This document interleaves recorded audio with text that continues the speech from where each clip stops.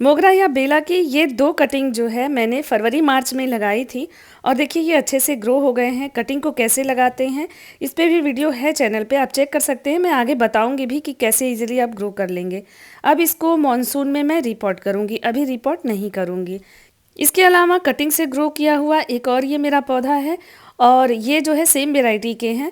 इसको मैंने मॉनसून में लगाया था, जून जुलाई में लगाया होगा और सितंबर अक्टूबर में मैंने इसको रिपोर्ट किया था। तो इसकी पूरी अपडेट मैं आगे आपको बताने वाली हूँ।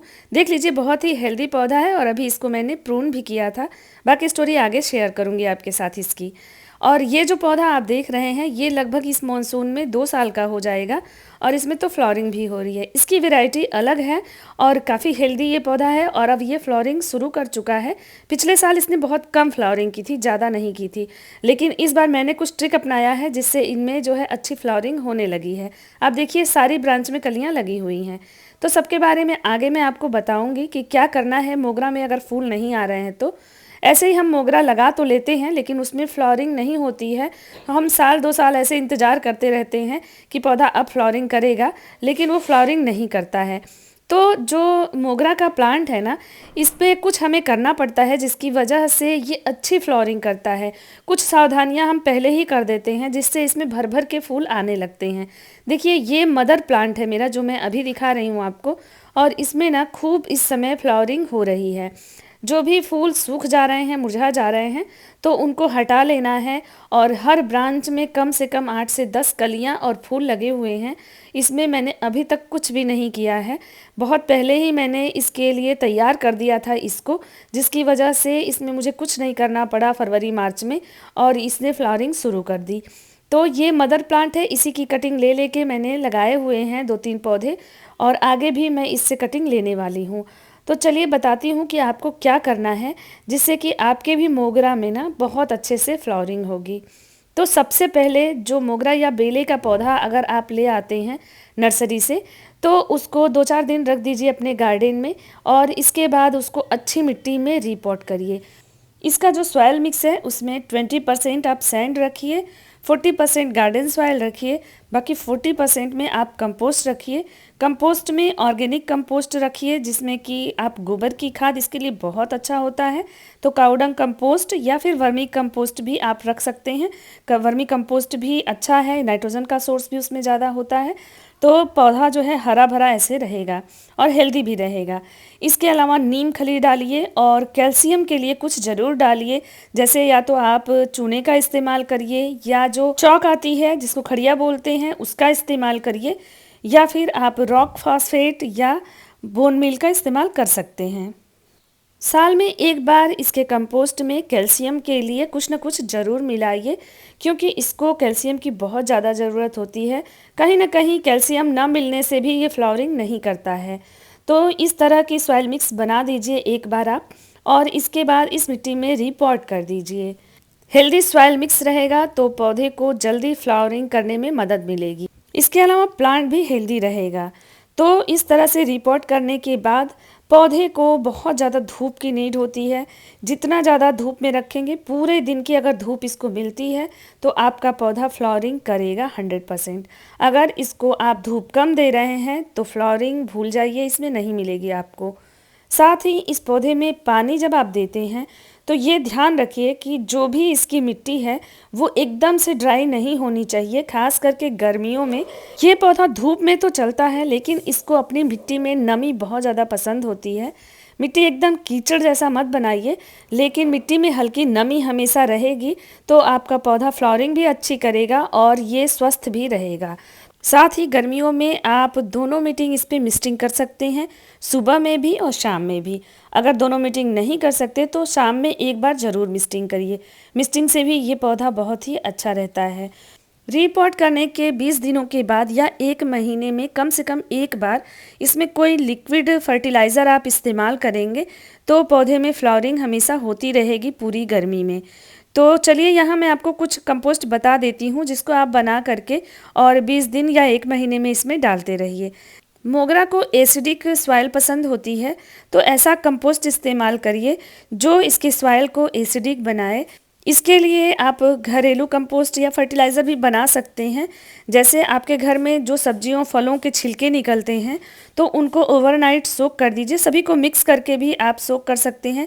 जैसे केले के छिलके हुए, सेब के छिलके हुए, संतरे के छिलके हुए और साथ में आलू के, प्याज के, लहसुन के, इन सब के छिलकों को मिक्स करके आप 1 लीटर पानी में भिगो करके रात भर रख दीजिए और उस पानी को आप इसमें सुबह डाल दीजिए या फिर आप 24 घंटे के लिए भिगो कर रख दीजिए और उसमें 1 लीटर और पानी मिलाइए और उसके बाद 2-3 पौधों में आप डाल दीजिए। ये मिट्टी को एसिडिक करता है जिससे कि अच्छी फ्लावरिंग होती है। इसके अलावा आप मस्टर्ड केक से बना हुआ लिक्विड फर्टिलाइज़र भी इसमें इस्तेमाल करेंगे तो ये जो है फ्लावरिंग अच्छे से करता रहेगा। साथ ही आपको इसको एसिडिक बनाने के लिए फिर एक छोटे से फिटकरी के टुकड़े को पानी में डाल दीजिए और उसको भी ओवरनाइट रहने दीजिए। 1 लीटर पानी में बहुत छोटा सा टुकड़ा आप डाल दीजिए और रात भर रहने दीजिए और सुबह उस पानी को इसमें डाल दीजिए। तो 20 से 30 दिनों में आप अगर ये करते रहते हैं मोगरा में तो आपको हमेशा इसमें फूल दिखेंगे और इतनी अच्छी खुशबू होती है कि इसके आसपास से आप गुजरेंगे ना तो जब हवाएं चलती हैं तो बहुत ही भीनी भीनी सी खुशबू आती है। बहुत सुंदर इसके फूल होते हैं, सफ़ेद सफ़ेद। और सबसे बड़ी बात कि इस समय नवरात्रि चल रही है तो माता रानी को भी ये फूल चढ़ाए जाते हैं।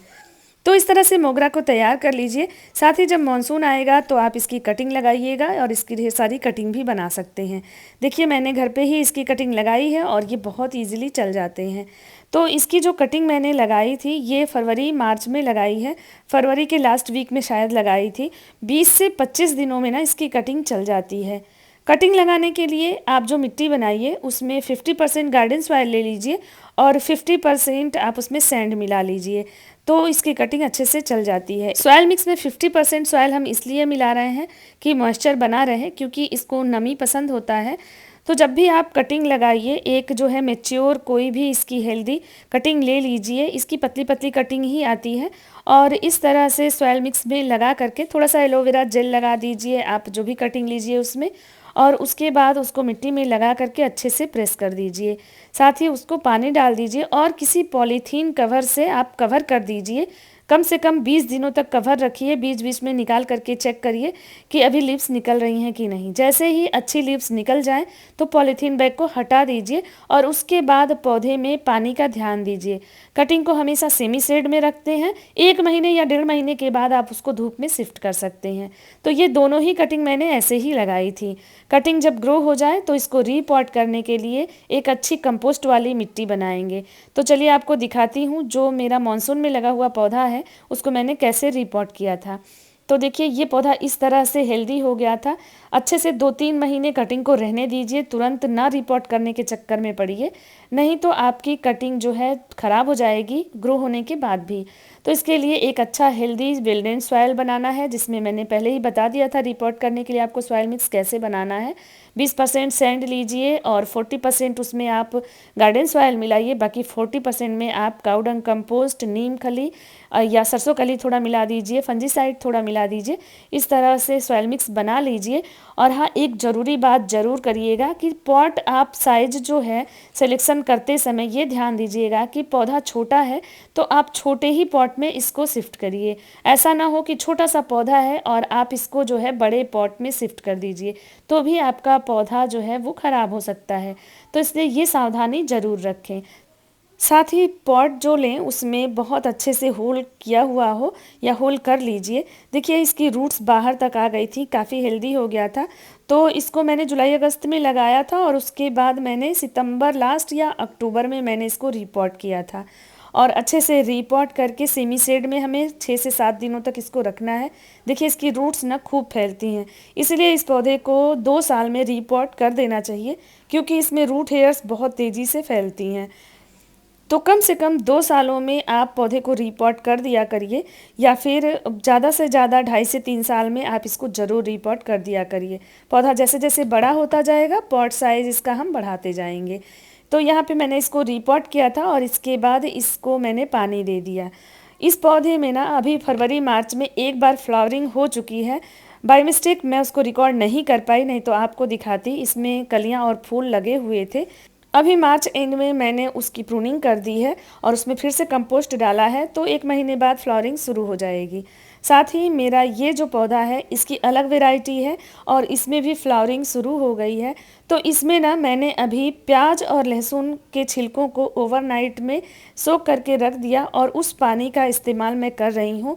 मैं लगभग 1 सप्ताह से लगातार इसमें इस पानी का इस्तेमाल कर रही हूँ, जिससे कि आप देख सकते हैं इसकी लस ग्रीन पत्तियाँ कितनी ही सुंदर लग रही हैं। बहुत ही हेल्दी पौधा हो गया है और साथ ही इसमें कलियाँ भी बनने लगी हैं। ये पौधा ना थोड़ा सा छाये में पड़ जाता है क्योंकि ये मेरे 2 हिबिस्कस के पौधों के बीच में लगा हुआ है और उसकी छाया इस पे पड़ती है, जिसकी वजह से थोड़ा सा ये फ्लावरिंग लेट कर रहा है। तो इसके लिए मैंने इस तरह का ऑर्गेनिक फर्टिलाइज़र बनाया और इसमें देना शुरू किया है। तो अब गर्मियाँ और तेज़ धूप हो रहा है तो ये फ्लावरिंग शुरू कर दिया है। आने वाले मॉनसून में मैं इस पौधे को शिफ्ट करना चाहती हूँ किसी दूसरी जगह पे, तो जब बारिश शुरू होगी तब इसको शिफ्ट करेंगे। सो होप मोगरा प्लांट से रिलेटेड सारी जानकारी आपको अच्छी लगी होगी। अगर कोई डाउट रह गया है तो कमेंट करिएगा, मैं रिप्लाई करूँगी। वीडियो को लाइक ज़रूर करिएगा अगर इन्फॉर्मेटिव लगा होगा। दोस्तों में अपने शेयर करिए जिनको गार्डनिंग पसंद है, ताकि उनको भी टिप्स और ट्रिक्स मिलती रहे। और चैनल पे पहली बार आए हैं तो सब्सक्राइब ज़रूर करिएगा। फिर मिलते हैं एक नए इन्फॉर्मेशन के साथ।